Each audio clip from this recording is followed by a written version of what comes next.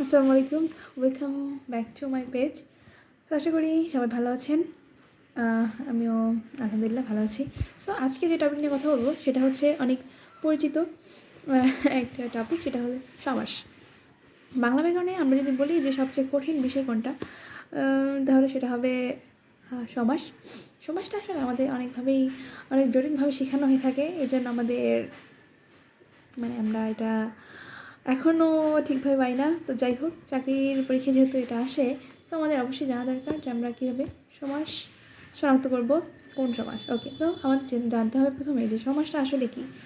সমাস শব্দের অর্থই হচ্ছে সংক্ষেপণ করা, সংক্ষিপ্ত করা। যেমন আমি যদি বলি যে বাবা ও মা ভাই ও বোনদের সকল ভাই ও বোনদের সমানভাবে দেখে। সো এটা যদি আমি এখন করি যে বাবা মা সকল ভাই বোনদের সমান চোখে দেখে। সো এখানে আমি কিন্তু ওটা উঠিয়ে দিলাম, এই যে সংক্ষিপ্ত করলাম, এটাই হচ্ছে সমাস। তার মানে কি, বাক্যের মধ্যে পারস্পরিক সম্পর্কযুক্ত একাধিক বাক্যকে একটা শব্দে পরিণত করার নামই হচ্ছে সমাস। ওকে, এখন আমরা বাংলা ব্যাকরণে সমাস মূলত 4 প্রকার নিয়ে আলোচনা করে থাকি। এগুলো হচ্ছে দ্বন্দ্ব, কর্মধারায়, তৎপুরুষ এবং বহুব্রীহি। এখন দ্বন্দ্ব মানে কি, আমরা কি বলি যে যার সাথে ঝগড়া বিবাদ আছে, এরকম। হ্যাঁ, এরকমই, মানে বিপরীত যার সাথে যাবে আর কি। যেমন দা কুমড়ো, বাবা মা, ছোট বড়, এই টাইপের হচ্ছে দ্বন্দ্ব সমাসে একদম ইজিলি আমরা শনাক্ত করতে পারি। মানে কি, পরস্পর দুটো বিপরীত অর্থ প্রকাশ করবে, বিপরীত বলতে বিপরীত নির্দেশ করবে। যেমন এই দা কুমড়া বলতেছে, অলওয়েজ কিন্তু কুমড়োটা কোথায় কাটা হবে, দার সাথে। তার মানে দার সাথে শত্রুতা। বাবা এবং মা, ঝগড়া বিবাদ কার সাথে লাগবে, অবভিয়াসলি বাবা মার সাথে। ওকে, সো আমরা এভাবেই শনাক্ত করতে পারবো দ্বন্দ্ব। এটা একদম সমান। মানে কি, আমাদের আগে জানতে হবে যে পরপদ কোনটা আর পুরোপদ কোনটা। এখানে দ্বন্দ্ব সমাসে কী হবে, পরপদ এবং পুরোপদ দুটারই অর্থের সমান প্রাধান্য থাকবে। যেমন বাবা মা, সোনা ও রূপা, সোনা রূপা। এখানে কিন্তু সোনাটা হচ্ছে পুরোপদ এবং রূপাটা হচ্ছে পরপদ। তার মানে কি, দ্বন্দ্ব সমাসে পূর্বপদ এবং পরপদ দুটারই সমান অধিকার থাকবে আর কি, দুটারই অর্থ প্রকাশ করতে হবে। এরপর আসতেছে কর্মধারায় সমাস। কর্ম মানে তো কাজ, তাই না?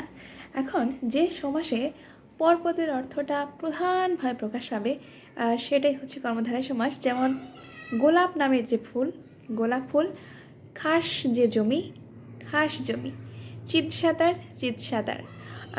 যে চালাক সেই চতুর, চালাক চতুর। যে শান্ত সেই শিষ্ট, শান্ত শিষ্ট। সো এটা হচ্ছে কর্মধারায় অনেকগুলো ভাগ আছে, অনেকগুলো ভাগ। এখন কিছু কর্ম করো কী হবে, সংখ্যাবাচক শব্দ পূর্বে সংখ্যাবাচক শব্দ বসবে। যেমন কি, 4 রাস্তার সমাহার, চৌরাস্তা। অষ্টপদের সমাহার, অষ্টপদ। ষড়ভুজের সমাহার, ষড়ভুজ। এই যে আমরা সংখ্যা প্রকাশ করছি না, এইটা হলো কর্মধারায়, কিন্তু এটাকে বলবে দ্বিগু কর্মধারায়। যদিও আমরা অনেকেই বলে থাকি যে দ্বিগুটা হচ্ছে আলাদা একটা সমাস, বাট এটা আমরা কর্মধারার মধ্যেই দিয়ে দিতে পারি। ওকে, এরপরে হচ্ছে কি, অনেক সময় দেখা যাবে যে পূর্বপদ এবং পরপদের মাঝে যে একটা মাঝখানে যে অর্থ থাকবে এবং ও যে এই টাইপের, যে এটা হচ্ছে লোপ পাবে মানে হলো এটা আর প্রকাশ পাবে না। সো এই যে লোপ পেয়ে গেল, এটা হচ্ছে কি মধ্যপদলোপী, মধ্যের যে পদটা লোপ পেয়ে যাবে, এটা হচ্ছে মধ্যপদলোপী সমাস, মধ্যপদলোপী কর্মধারায় আর কি। যেমন হাতে পরা হয় যে ঘড়ি, হাত ঘড়ি। এখানে পরা হয় যে, এর মাঝখানে পদগুলো কিন্তু বাদ গেল। সো এটা আমাদের মনে রাখতে হবে, এটা হচ্ছে মধ্যপদলোপী কর্মধারায় আর কি।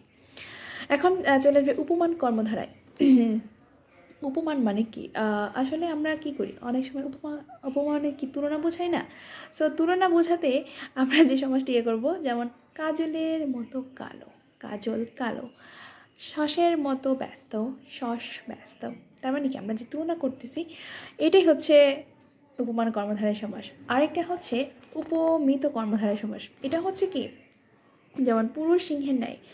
এখন আমরা উপমান কর্মধারা এবং উপমিত কর্মধারায় কীভাবে আইডেন্টিফাই করব, তাই না? এটা কিন্তু একটা কথা থাকে। সো আমি যেটা করতাম আমার স্টুডেন্ট লাইফে, আমি চেষ্টা করতাম যে কিছুটা ডিফারেন্ট পার্থক্য বের করে পড়তে। যেমন কর্মধারায় উপমিত কর্মধারায় সমাসে আমি দেখব যে ন্যায় কথাটা সেটা থাকবে। যেমন পুরুষ সিংহের ন্যায়, আখি পদ্মের ন্যায়, ন্যায় কথাটা কিন্তু লাস্টে থাকলো। সো এটা কিন্তু আমি ইজিলি মনে রাখতে পারবো যে এটা হচ্ছে উপমিত কর্মধারায়। আর যখন ন্যায় কথাটা মাঝখানে থাকবে, যেমন শশের ন্যায় ব্যস্ত, কাজলের ন্যায় কালো, সো এটা হচ্ছে কি উপমান কর্মধারয় সমাস।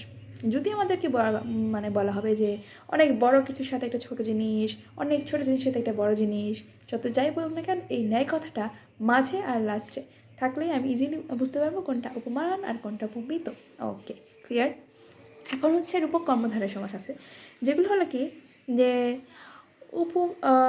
মেয় পদের সাথে উপমান পদে একটা অভেদ কল্পনা করা হবে। যেমন বিষাদ রূপ সিন্ধু, তার মানে কি আপনারা রূপক কর্মধারয় কাকে বলবেন? যেখানে রূপ কথাটা থাকবে, কারেক্ট, যেখানে রূপ কথাটা থাকবে সেটাই হচ্ছে রূপক কর্মধারয় সমাস।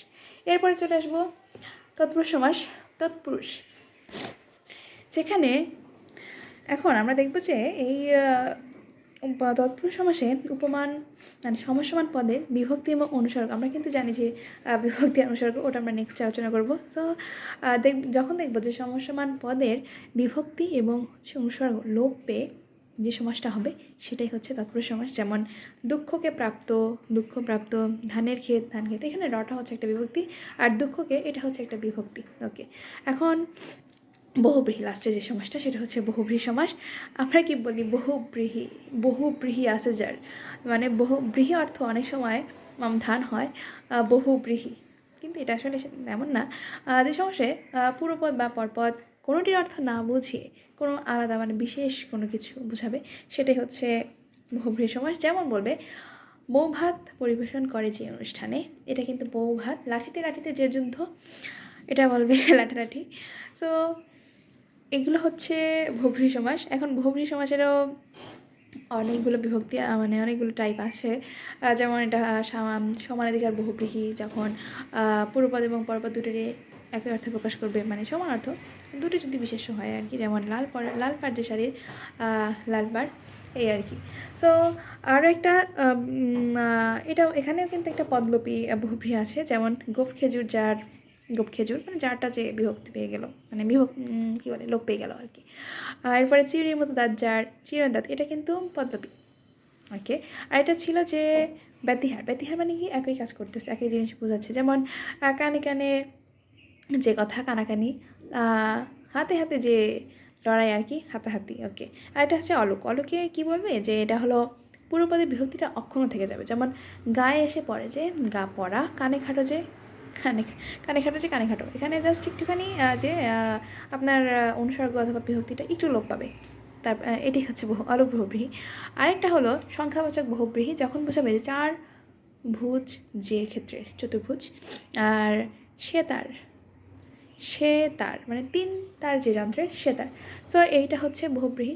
সো আজকে কিন্তু আমরা ইজিলি আমি চেষ্টা করলাম মানে ভালো মানে একদম ইজিলি একটা শর্টকাট শেখানোর জন্য। আসলে আমাদের শেখার অত টাইম হয় না, এবং আমাদের যারা শিক্ষা দেন তারা কিন্তু অনেক জটিলভাবে শেখান, এই জন্য আমাদের অনেক কিছু মনে থাকে না। তো যাই হোক, আমি চেষ্টা করেছি সহজভাবে বোঝানোর, সহজভাবে তুলে ধরার জন্য। সো আজকে এ পর্যন্তই, দেখা হচ্ছে নেক্সট ক্লাসে। আল্লাহ হাফেজ।